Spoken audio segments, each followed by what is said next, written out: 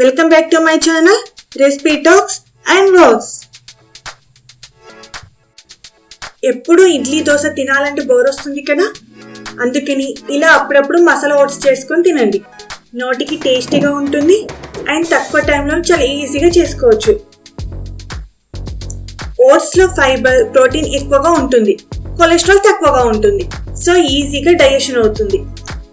ఈ masala oats weight loss అవ్వాలనుకునే వారికి ఒక మంచి హెల్తీ రెసిపీ.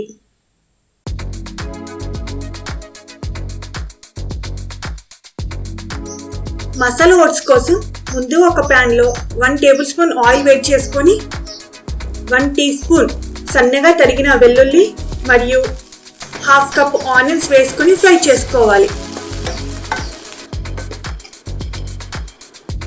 ఆనియన్స్ ఫ్రై అయ్యాక 2 రెమ్మల కరివేపాకు కూడా వేసుకోవాలి.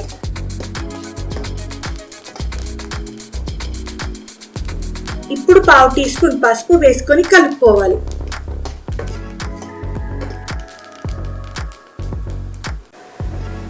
తర్వాత 1/2 కప్ పచ్చి బఠానీ కూడా వేసుకొని 1 మినిట్ ఫ్రై చేసుకోవాలి.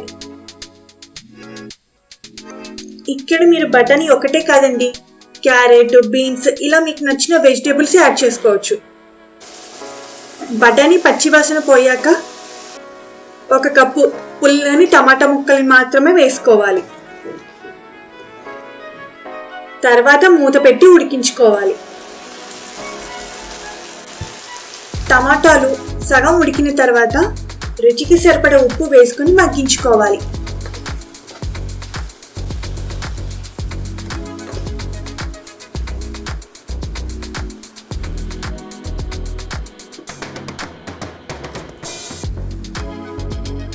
ఈ టమాటాలు మెత్తగా ఉడికిన తర్వాత 4-5 కప్పుల వాటర్ వేసుకొని బఠానీ మెత్తగా అయ్యేంత వరకు ఉడికించుకోవాలి.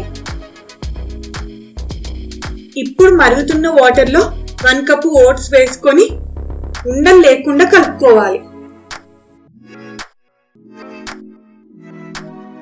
1/2 టీ స్పూన్ కారం, 1/2 టీ స్పూన్ ధనియా powder, 1/2 teaspoon garam masala, 1/2 teaspoon మిరియాల పొడి, కొంచెం కసూరి మేతి వేసి కలుపుకోవాలి. తర్వాత మూత పెట్టి మీడియం ఫ్లేమ్లో ఓట్స్ మెత్తగా అయ్యేంత వరకు ఉడికించుకోవాలి.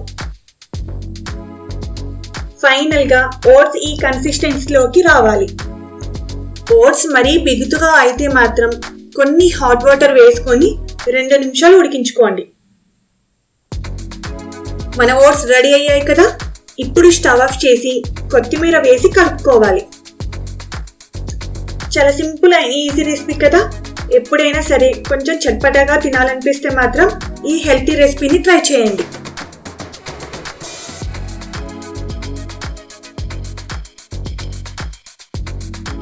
Thank you for watching my video.